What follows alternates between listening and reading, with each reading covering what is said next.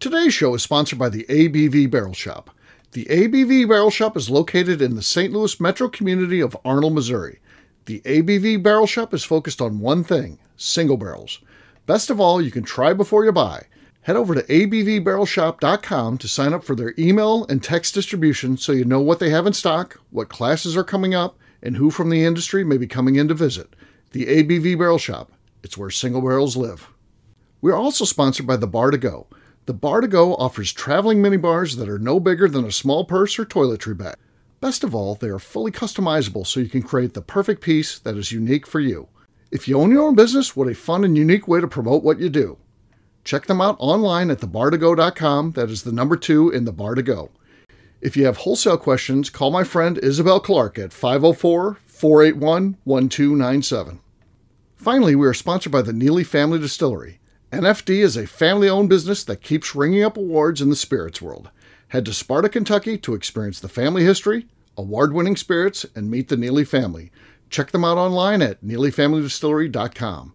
Now, on to the show. Let's drink!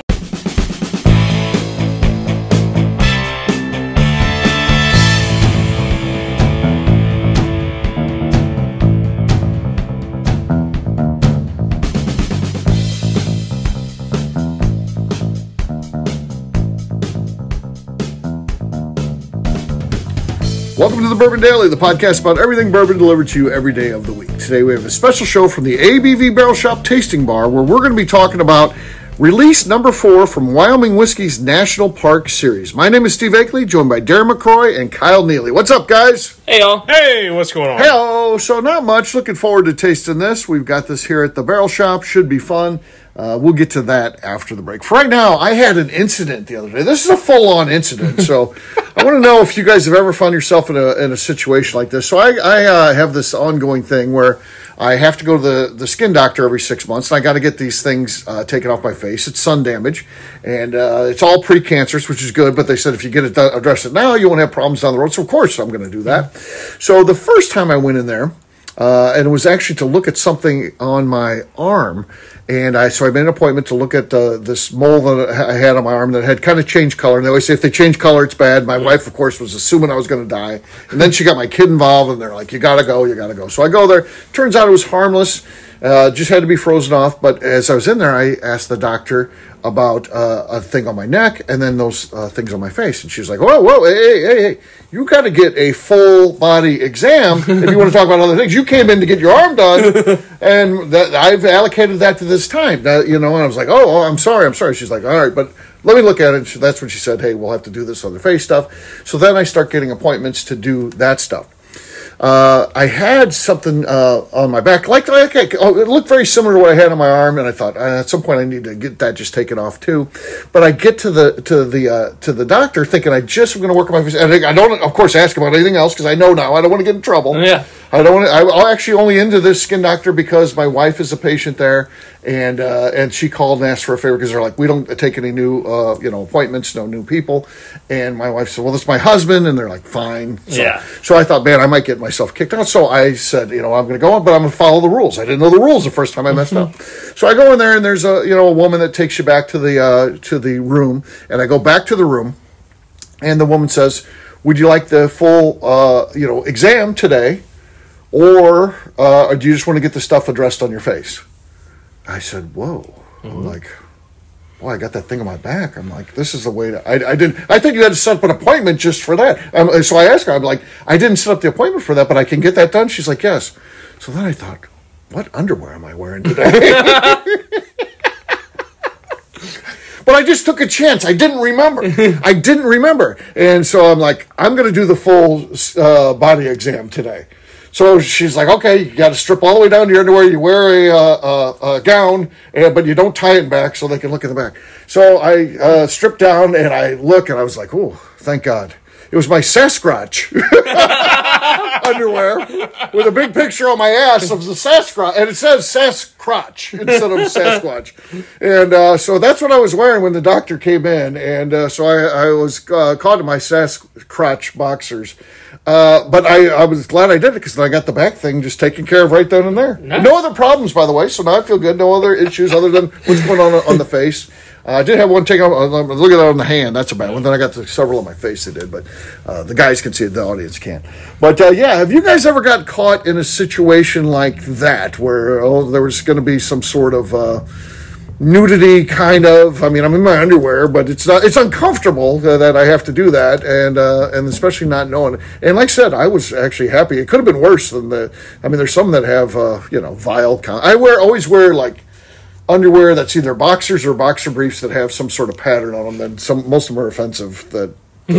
Other than there's some Christmas ones. What about you guys? Ever got anything where you had to be in your underwear when you didn't want to be or something? So there was. I'm just fishing for a story here. Yeah. Let's see what happens. This isn't probably exactly what you're fishing for. Okay. But there was one night that we were drunk. Yes. In college, so sure. As you were, and somebody was like, "Let's just go streaking across campus in just our underwear." I was like, okay. And then, luckily, right before I realized I was going commando that day because it was laundry day. Oh, and I was like, nope, we're not doing that. We're good. But then we went walking outside afterwards, and there was 3 cops on the route that we were going to run. We're like, wow, that was a good call. So, oh, man, that would have been a great phone call to make to your parents. Yeah. I love that. Huh. Well, I got something a little interesting. Okay, this is going to be good. No, I don't know if it'll be that good. But one time, I got a pretty big booty and need some... I love that photo of you where you're like the Stay Puft Marshmallow Man. Those pants, you look at those slacks, they're under some duress. Those things could go at any time. They were struggling. So... One time, somebody bought me a pair of underwear that says, on the back of it, world's largest source of natural gas. Uh-huh. And I'm like, oh, man, this is really cool and amusing, right. Ha-ha, funny. I just put it away for a while in in my drawer, and I'm like, I'm never going to wear that. Well, one time I was out of underwear. Sure, like Darren. Oh, man. Well, that's my only option.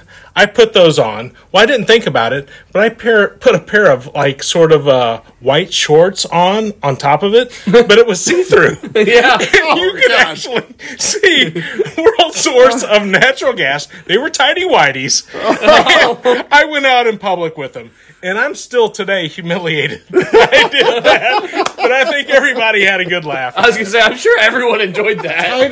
Do you still go with the tidy whities today? No. Oh, it's boxer briefs. I can't have that hug. I wonder they're still making tidy whities, right? Yeah. Oh, yeah. And in adult sizes. So it's definitely not a young person's thing. Or does it come back around? At some point, it'll come back so far, it'll come back around where young people, 20-somethings, are wearing them again or something. Maybe not this generation. It's going to happen, though. It shit always does. One of my cousins used to wear tidy whities a lot, and he went swimming in them one time, but he would wear them out so much. Actually, the whiteness wore out. It became skin color on him. So every time he would jump in the pool, he would get out in his tidy whities. I'm like, first of all, you should be wearing trunks. Right. Second of all, I'm like, are you wearing anything? But no, It just matched the skin color. Yeah. I'm like, good Lord.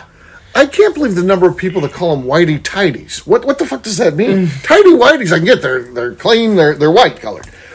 Whitey tidies? What the fuck does that mean? Did I say that wrong? No, you say it right. Oh, but a lot of people I know, like Ryan Thompson, McNew. There's a lot of people. A lot of people say it on the show.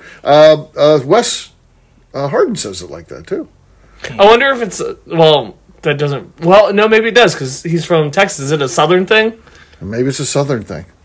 And just different words, It's different words. Yeehaw. Boxer briefs are the way to go.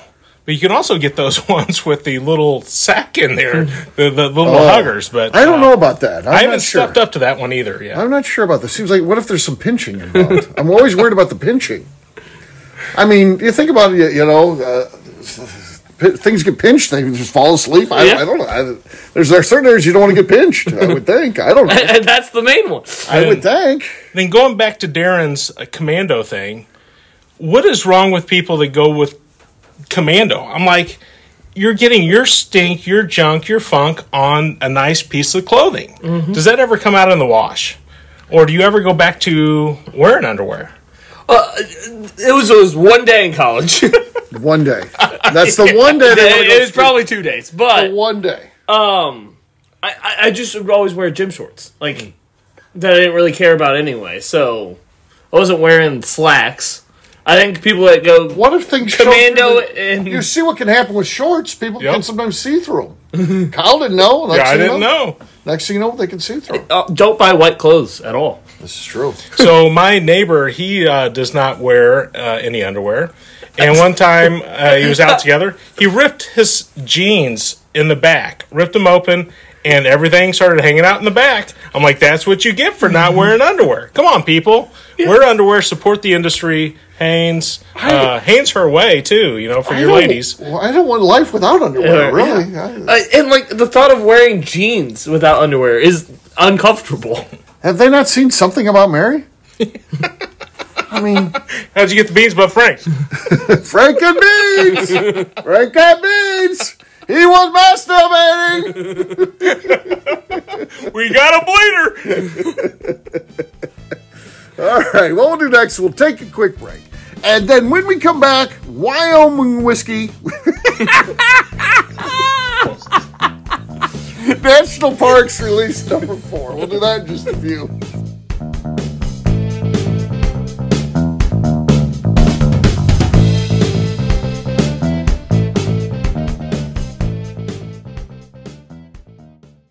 Okay, let's talk about the people that make these shows happen. First up is the Stave and Thief Society. Via their in-person class at Moonshine University in Louisville, Kentucky, the Stave and Thief Society is the place where you, a bourbon enthusiast, can expand your knowledge and emerge an executive bourbon steward. In 2017, I completed my executive bourbon steward certification. It's the most comprehensive bourbon certification available and connects you with an expansive network of bourbon enthusiasts and professionals. Check out the full listing of in-person and online certifications and join the society today by enrolling at staveandthief.com. Speaking of Executive Bourbon Steward certification, the ABV Barrel Shop in St. Louis, Missouri has developed a unique partnership with the Stave and Thief Society to offer a preparatory class to assist you in getting your Executive Bourbon Steward certification. This prep class costs only $25 and is available to take live or online via Zoom. Graduates of our class receive a coupon code good for 15% off your Executive Bourbon Steward certification held in Louisville, Kentucky. This saves you almost $90. Additionally, you can collaborate with fellow attendees to split travel costs when you go to Louisville. If you're interested in signing up for the class, simply head over to abvbarrelshop.com and check out the classes and events page. Last but not least, we are sponsored by Neeley Family Distillery. Royce Neeley is the 11th generation distiller in one of America's oldest distilling families. A visit to Neeley Family Distillery takes you through family history, where you can see all the artifacts and newspaper clippings through the years from this family that started distilling in America after James Neeley arrived from Northern Ireland in 1740. Today, Royce Neeley and his team are crafting some of the best spirits in America. Their bourbon and absinthe offerings keep winning top honors in the spirits competitions. Recently, their absinthe made history as the first platinum winner in the absinthe category at the San Francisco Spirits Competition. Neeley Family Distillery is definitely a bucket list destination if you are a bourbon fan. Learn more about their spirit offerings, visiting their facility, and the awards they have collected over at NeeleyFamilyDistillery.com. And now, back to the show.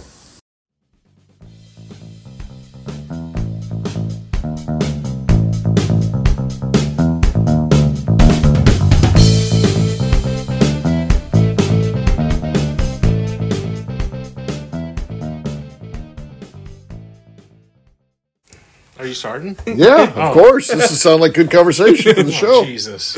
You're listening to the Bourbon Daily. Making a damn bumper. Yeah. All right, everybody, welcome back. We're here at the tasting bar. Oh, Darren's getting ready. He hasn't even poured yet. He didn't make a move till I started to bring it back. It was reading the bottle. He was reading the bottle. Okay, so Darren will be filling us in a second here. He's pouring right now, so we know that this is live. We're doing this stuff. And this bottle is small hand approved. Yeah, it is. It is. 100 milliliter bottle, I would assume. All right, what do we know about this, Darren? That's usually your role here. You tell us everything we need to know. So this is coming in at $79.99 retail on Reserve Bar. Okay. I could not find any other prices for it. 5-year-old bourbon. This is their fourth batch. Okay. And coming in at 49% alcohol or 98 proof. Okay. And it is a limited release. They only do once a year.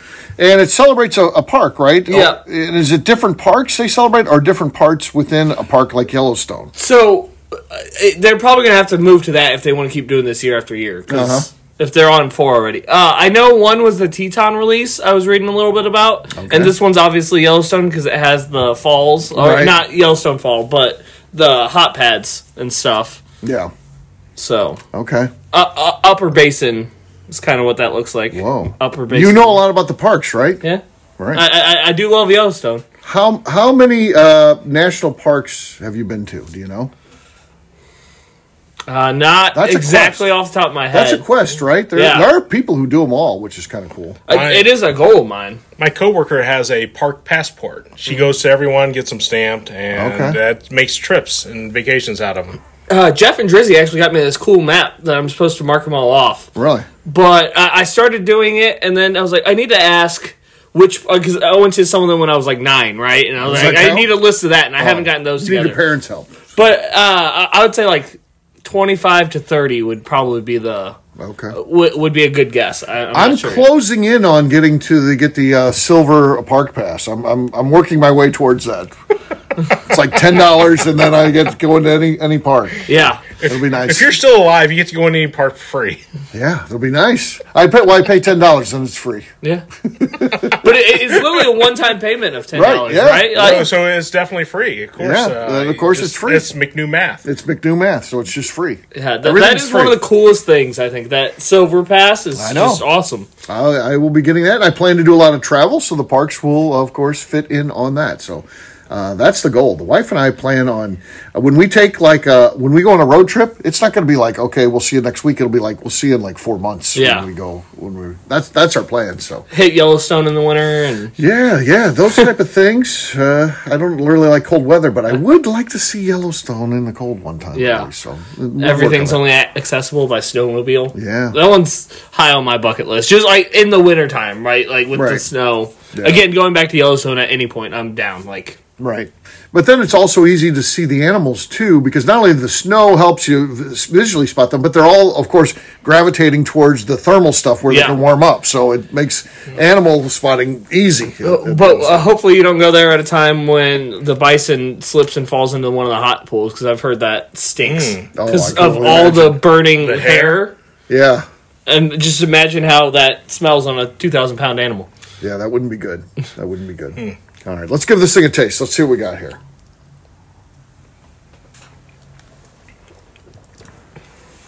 I mean, that's very nice. It's buttery. It's good. Crushable. Crushable. It is crushable. That's yes. Sweet on the nose. It is sweet on the nose. It kind of stays with you a little bit, too, because what's the proof? 90 what? 98. 98. No? Yeah, 98. We just got that verified. It has had to check it. It's like a little blue check next to it now. It got verified. We had a guy from Germany in here the other day, and I kept giving him the proofs of everything.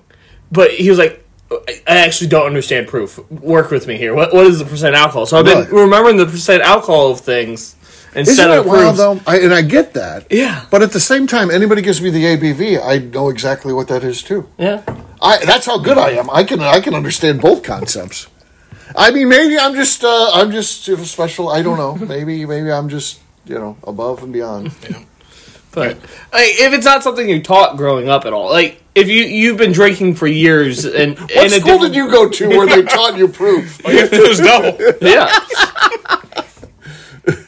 I guess if you just don't talk about it at all, I guess they don't. Here it's pretty flexible. You're always bouncing back and forth. ABV proof. Whatever, so, yeah. And that buttery, going back to the whiskey now, is like it's not quite movie theater butter, but it is definitely high quality butter, rich. Yeah. Yeah, that's very nice. Like you said, crushable. That's a session drinking whiskey where you just pour it and we'll probably kill this bottle here at this session right here. Why not, right? It gone. So, yeah, good stuff. So, great things always come out of Wyoming whiskey. I like them. They're kind of a sleeper brand. I think their distribution is pretty good. I think their prices are good. And I think their whiskey's really great. So, yeah, it's one to be on the lookout for. Let's not forget, the great Steve Nally was, the driver of that place getting going. And, of course, Lincoln Henderson was involved, too. So, you've got a pretty great pedigree that goes in the background of this brand. So, really cool stuff. Do you know where they're at in Wyoming? I do not, no. I do not. How about you, Kyle? Nope. Okay. Interesting. I know. It's weird. I need to get out of. Oh, God! He just spit across the bar. Don't worry, folks. The next time we come in, we'll go through a full sanitation. We're gonna be closed down the next 3 days as we sanitize the shop. There'll be people in here in hazmat suits.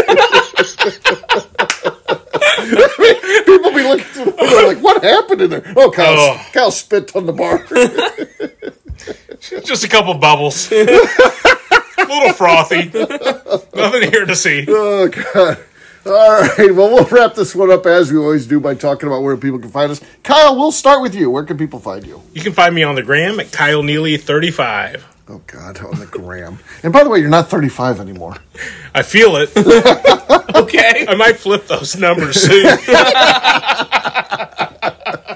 All right, Darren, how about you? You can find me on Instagram at The Bourbon Adventures. All right, for me, I'm an easy guy to find at Steve Akeley, Twitter, Instagram, or Facebook. I've got a website, steveakeley.com. We've also got a company website, abvnetwork.com. Check it out. Everything that we do is out there. Previous shows, blogs, so much more, abvnetwork.com. Come by and see us, the ABV Barrel Shop, the place where you can try before you buy. We're online, abvbarrelshop.com. Get involved. Head over to anywhere you listen to this podcast at and give us a rating. 5-star review would be ideal with comments. And, of course, head over to patreon.com/the ABV Network. That helps us out a lot, too. That's it for today. We'll have a brand new show for you tomorrow. Looking forward to that. Until then, take care, everybody. See ya. Adios. Peace.